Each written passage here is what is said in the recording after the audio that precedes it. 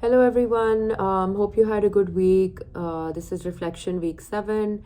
We have just finished reading Invisible Life. I had one kind of opinion in the first week.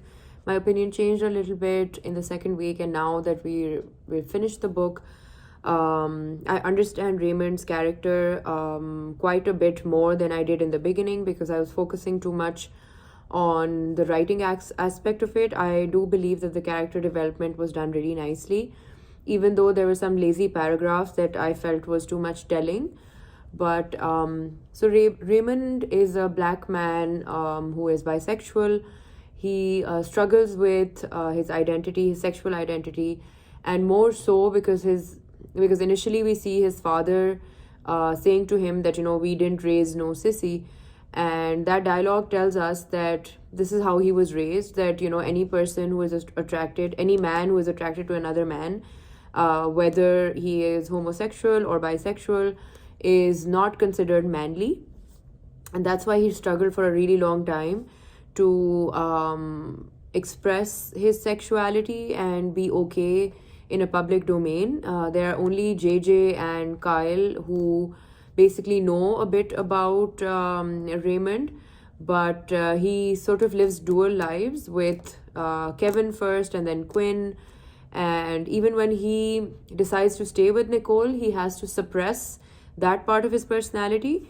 And while he was an adolescent, he believes that he probably still was bisexual. It's just that he never acted upon it. And later we see him worrying about AIDS, and when Candence is found to be HIV positive, that's when he tells Nicole about his bisexuality. And Nicole's reaction is also quite negative. She runs away from him, but his father finally accepts him for who he is. And we see like a progression, and we see like a process of him understanding his sexuality as well as expressing or admitting to other people who he is. And I think some concepts from queerographic history can also be seen here, because we see a little bit of homophobic behavior.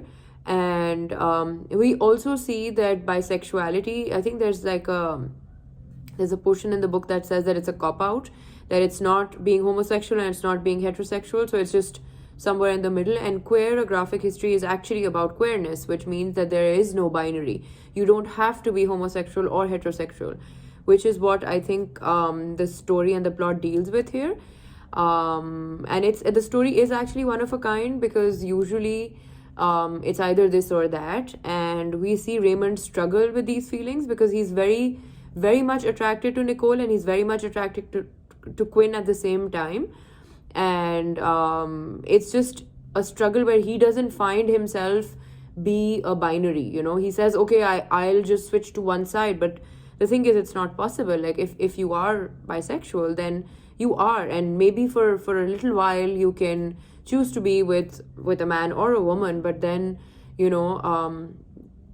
it's just a part of your sexuality that you can't hide forever. And I think with the story, with the plot and the storyline, we're able to see that how blackness sort of becomes a very dominant and masculine part of Raymond.